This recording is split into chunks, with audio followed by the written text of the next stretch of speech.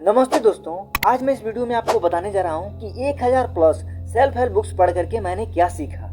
दोस्तों, बड़े बड़े मोटिवेशनल स्पीकर, ऑथर, बिजनेसमैन और मेंटर बोलते हैं ना कि बुक्स पढ़ो, लेकिन वो ये बताना भूल जाते हैं कि हमें कौन सी किताबें पढ़नी चाहिए, किस टॉपिक के ऊपर किताबें पढ़नी चाहिए और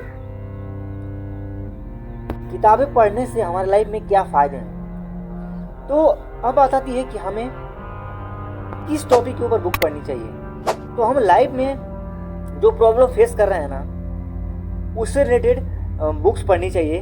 फॉर एग्जांपल, बहुत से जो 99% लोग हैं ना, वो पैसे की समस्या को फेस करते हैं। तो मुझे लगता है कि सभी को पैसे से रिलेटेड बुक्स पढ़नी चाहिए, या फिर अगर कोई और प्रॉब्लम हम लोग फेस कर रहे हैं तो उससे रिलेटेड हम लोग को बुक्स पढ़नी चाहिए। क्योंकि दुनिया में करोड़ों किताबें हैं और अगर हम पढ़ने जाएं तो हमारी ज़िंदगी ख़त्म हो जाएगी, फिर भी वो किताबें ख़त्म नहीं होंगी। तो मैं बताने वाला हूँ कि यहाँ पे मैंने कैसे बुक्स पढ़ना स्टार्ट किया।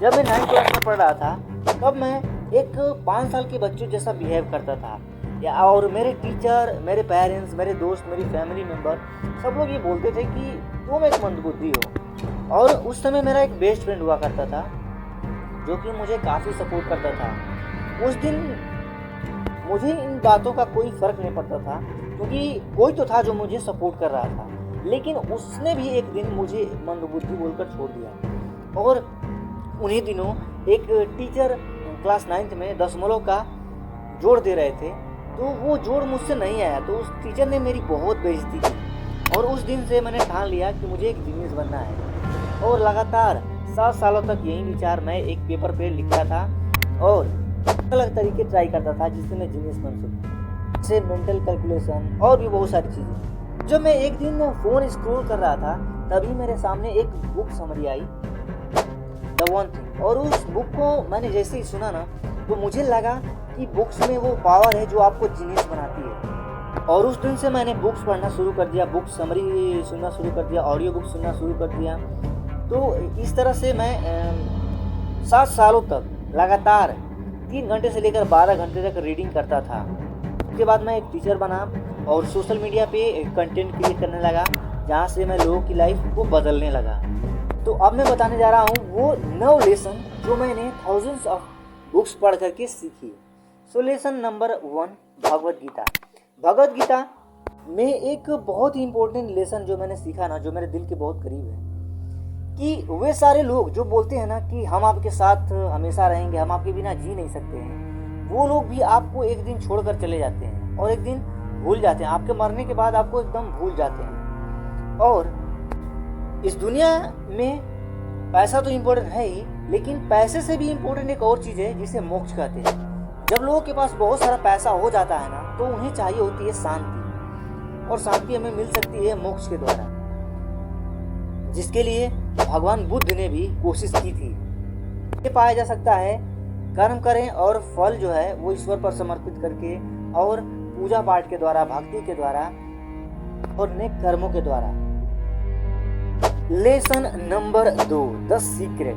कैसे हमारे विचार, हमारे कर्म और हमारा बोलना 24 घंटे हमारी जिंदगी का निर्माण करते हैं। सैकड़ों जीवनियाँ पढ़ करके, अमीर और कामयाब लोगों की जीवनियाँ पढ़ करके मैंने यह चीज़ नोटिस की कि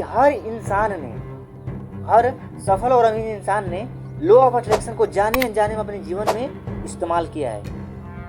और इस किताब में जैसा कि बताया गया है कि इसके 3 स्टेप हैं। स्टेप नंबर 1 है कि एक व्यक्ति सोचता है कि उसे अपने जीवन में क्या चाहिए, इसे इस किताब में बताया गया है आज। और दूसरी चीज़ बताई गई है कि वह व्यक्ति अपने ऊपर विश्वास करते हैं कि अगर वो मेहनत करते हैं तो वो चीज़ पा सकते हैं, या फिर जो बनना चाहते हैं वो बन सकते हैं। और तीसरी चीज़ है कि अगर इंसान, फॉर एग्जांपल, अगर मैं पैसा कमाना चाहता हूँ 1.5 लाख रुपए पर मंथ, तो मुझे कोई ऐसी अपॉर्चुनिटी दिखेगी कि मैं 1.5 लाख रुपए कमा सकता हूँ, तो जब मैं वो अपॉर्चुनिटी दिखेगी ना, तो तब मैं वहाँ पे उसको ग्रैब करने के लिए, उसे पकड़ने के लिए मेहनत करूँगा, काम करूँगा, प्रयास करूँगा, और वो चीज़ अंत में मुझे मिल जाएगी। तो ये है लॉ ऑफ अट्रैक्शन का एक छोटा सा ओवरव्यू। सारी बुक्स मैं आपको बता रहा हूँ, इनका ऑडियो बुक का लिंक डिस्क्रिप्शन में दिया होगा, आप जा करके वहाँ से इनकी ऑडियो बुक्स को फ्री में सुन सकते हैं। और ये बुक मैं सभी को रिकमेंड करता हूँ, हर इंसान को ये किताब एक बार जरूर पढ़नी चाहिए। The secret. Lesson number 3, hard goal. Goal को कैसे अचीव करें। मार्क मर्फी, इस व्यक्ति ने 300 से 400 कंपनियों में जा करके एक रिसर्च की और इन्होंने सबसे पूछा कि क्या आपके पास गोल हैं। तो उन लोगों के पास गोल थे, सभी के पास गोल थे, लेकिन उनमें से 30% जो लोग थे ना, वो एक्चुअली में अपने गोल को अचीव किए थे और उस पर काम किए थे। तो उन 30% लोगों से ये पूछा गया कि आखिर वो लोग अपने गोल को कैसे अचीव कर पाए हैं। तो वो रीज़न था इमोशनल गोल का। यानी कि हम इंसान जो है ना, वो लॉजिकल गोल सेट करते हैं, लेकिन सच तो ये है कि हम लोग इंसान इमोशनल हैं, तो हमें इमोशनल गोल सेट करनी चाहिए। फॉर एग्जाम्पल, अगर आपको बोला जाए कि आप सुबह 3 बजे उठो अलार्म लगा करके, तो शायद आप उठ ना पाओ, लेकिन वही आपको बोला जाए कि आप सुबह 3 बजे उठो ताकि आप मेहनत कर सको, आप सेटल हो सको, आप शादी कर सको और अपनी फैमिली को एक शानदार बेहतर ज़िंदगी दे सको।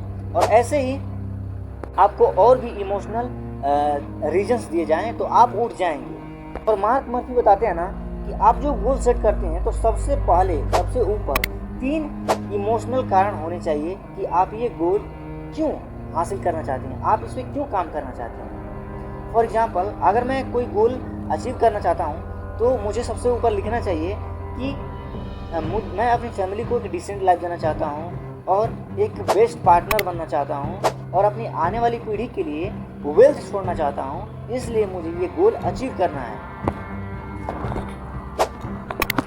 तो गोल नहीं, इमोशनल गोल सेट करना सीखिए। Lesson number 4, think and grow rich. इस किताब का हर एक पन्ना, हर एक सेंटेंस लाइफ को बदल देने वाला है। तो यहाँ से लेसन हम लोग लेते हैं सेक्स ट्रांसम्यूटेशन।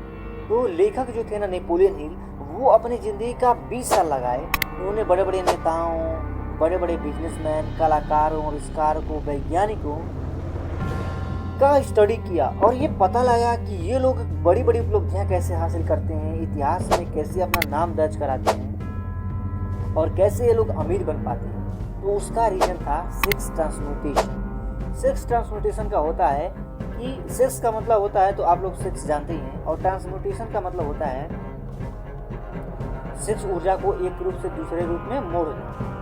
तो जैसे कि जो नदी में पानी आता है उसको हम लोग रोक नहीं सकते हैं, उसको एक रूप से दूसरे रूप में मतलब मोड़ा जाता है, कहीं ना कहीं उसको मोड़ा जाता है, सही डायरेक्शन में मोड़ा जाता है। तो वैसे ही जो सेक्स ऊर्जा होती है हम लोगों की ना, उसको दबाया नहीं जाता है।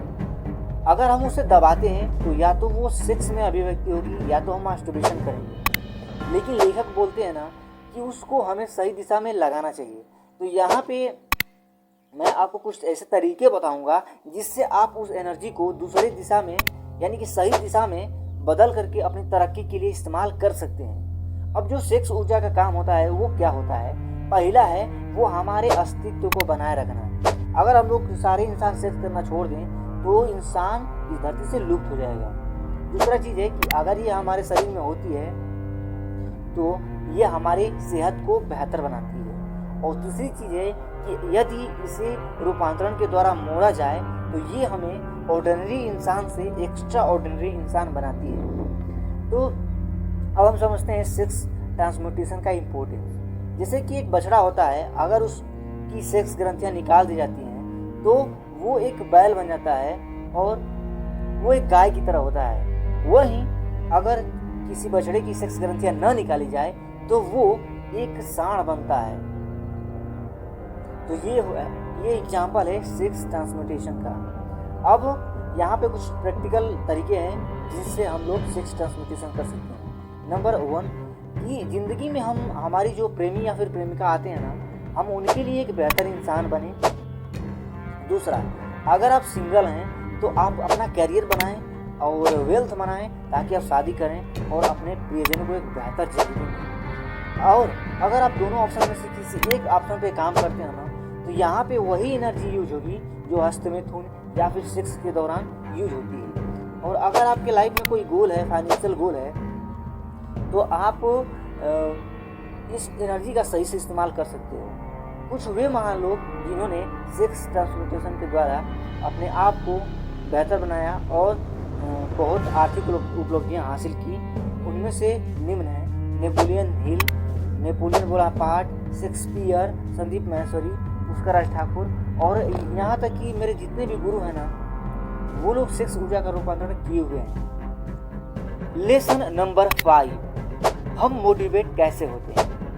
अब्राहम मैस्लो जो कि एक अमेरिकन साइकोलॉजिस्ट थे, उन्होंने ये निष्कर्ष निकाला, उन्होंने ये रिसर्च किया और पता लगा कि हम इंसान कैसे मोटिवेट होते हैं। तो उन्होंने बताया कि इंसान की ना 5 लेवल की ज़रूरतें होती हैं और वे ही इंसान को मोटिवेट करती हैं काम करने के लिए। लेसन नंबर 6, एक्सट्रीम ओनरशिप, अपने ज़िंदगी के लिए स्वयं जिम्मेदारी लेना। हमारी जो ज़िंदगी है ना, वो एक समुद्र में चलती हुई नाव की तरह है जिसके कैप्टन हम लोग खुद होते हैं। मुझे पहले लगता था कि मेरे जो दोस्त हैं, कोई तो होगा जो मुझे गाइड करेगा, हमेशा मेरे फैमिली वाले लोग मुझे सपोर्ट करेंगे, मेरे दोस्त सपोर्ट करेंगे, टीचर सपोर्ट करेंगे। लेकिन जो लाइफ होती है ना, वो एक बुक और मूवी नहीं होती है, यहाँ कुछ और ही चीज़ें होती हैं। और मैंने जो सबसे बड़ा अपने लाइफ में लेसन सीखा ना, वो ये सीखा कि अगर आपका यहाँ कोई सबसे बड़ा हितैषी है तो वो आप खुद हो। अगर कोई आपको धोखा नहीं देगा तो वो आप खुद हो। अगर मेरा कोई सबसे बड़ा दोस्त है तो वो मैं खुद हूँ। तो मुझे लगता है कि एक दुनिया की सबसे बड़ी स्किल है कि अकेले जीना। इस स्किल को सबको प्रैक्टिस करनी चाहिए और ये मैं आपके लिए एक्सरसाइज देता हूँ कि आप कम से कम 7 डेज तक अपने दोस्तों से दूर रहिए और अकेले जीने की कला सीखिए। लेसन नंबर 7, दुनिया का 80% पैसा 20% लोगों के पास है और अगर ये पैसा पूरी दुनिया में बांट दिया जाए तो ये पैसा फिर उन लोगों के पास चला जाएगा, क्योंकि वे लोग फाइनेंशियली एजुकेटेड हैं। फाइनेंशियल एजुकेशन से रिलेटेड वो लोग बुक्स पढ़ते हैं, फाइनेंशियल एजुकेशन के ऊपर वो लोग वीडियोस देखते हैं। लेसन नंबर 8, मानव इतिहास के सबसे अच्छी और बड़ी खोजों में से एक है पैसा। पूरी दुनिया के लोग अपनी जिंदगी की लगभग 90,000 घंटे इस चीज़ के लिए निकाल देते हैं और हर दिन 12-12 घंटे काम करते हैं इसके लिए। इसके बदले में दुनिया की सबसे कीमती चीज़ टाइम देते हैं। पैसा आपके पास है तो आपकी सारी ज़रूरतें पूरी होती हैं। इज्जत चाहिए वो भी मिलती है, खुशी चाहिए वो भी मिलती है, प्यार रिश्ते वो भी मिलते हैं और लग्जरी लाइफ वो भी मिलती है। अगर ये आपके पास ज़्यादा मात्रा में हो तो आप चाहें तो इससे अपना टाइम फ्रीडम खरीद सकते हैं, अपने लिए दूसरों को काम पर रख सकते हैं। लोगों का अटेंशन ये भी आपको मिलता है। तो हम लोगों को ना स्किल सीखने पे और फाइनेंशियल एजुकेशन लेने पर ध्यान देना चाहिए। लेसन नंबर 9, लाइफ एक अनएक्सपेक्टेड टर्म है, यानी कि लाइफ में हर वो चीज़ नहीं होगी जो हम चाहते हैं। लाइफ हमारे हिसाब से नहीं चलती है। यहाँ पे बहुत सी ऐसी चीज़ें होती हैं जो हम नहीं चाहते हैं लेकिन होती हैं हमारी लाइफ। और दुनिया के ज़्यादातर लोग अपनी पूरी ज़िंदगी में परेशान और स्ट्रेस में रहते हैं क्योंकि वो उन चीज़ों पर फोकस करते हैं जो उनके कंट्रोल में नहीं है। और इस पूरे ब्रह्मांड में मनुष्य एक इकलौता जीव है जिसके कंट्रोल में बहुत सी चीज़ें हैं। और अन्य प्राणियों को अगर हम लोग देखें, जैसे कुत्ता हो या फिर मछली हो या फिर हाथी हो, पेड़ पौधे हों, तो इनके कंट्रोल में बहुत सी चीज़ें नहीं होती हैं। ये अपने हिसाब से खा नहीं सकते, पी नहीं सकते हैं, अपने हिसाब से आवास नहीं बना सकते हैं, जहाँ चाहे वहाँ जा नहीं सकते हैं। पूरी ज़िंदगी स्ट्रगल करने के बावजूद भी ये लोग अपनी ज़िंदगी नहीं बदल सकते हैं, मनचाही ज़िंदगी नहीं जी सकते हैं। तो अगर हम लाइफ में खुश रहना चाहते हैं और स्ट्रेस फ्री रहना चाहते हैं तो हमें उन चीज़ों पर फोकस करना चाहिए जो हमारे कंट्रोल में है। जैसे कि हम कौन सी बुक्स पढ़ते हैं, हम फ़ोन पर कैसी वीडियोस देखते हैं, हम क्या खाते हैं, हम अपनी पर्सनालिटी को डेवलप कितना करते हैं और हमारे दोस्त कैसे होते हैं, हमारी आदतें कौन कौन सी हैं, हम अपना टाइम मैनेजमेंट कैसे करते हैं और हम लोग अपने जो हमारा काम है उसमें हम लोग 100% देते हैं या नहीं, अपना बेस्ट देते हैं या नहीं। तो दोस्तों, ये थी आज की वीडियो जिसमें मैंने अपना 1000 बुक्स, सेल्फ हेल्प बुक्स पढ़ करके और अपना एक्सपीरियंस शेयर किया। दोस्तों, मैं सुनील चौहान एक फाइनेंस कोच हूँ और अगर आप पर्सनल फाइनेंस या फिर बिजनेस ग्रोथ से रिलेटेड चीज़ें सीखना चाहते हैं या फिर कंसल्टेशन करना चाहते हैं तो आप लोग सीट बुक कर सकते हैं दिए गए व्हाट्सएप नंबर पर। और आई लव यू ऑल। ऐसे ही अपने आप को बेहतर बनाने वाली वीडियोस देखते रहिए।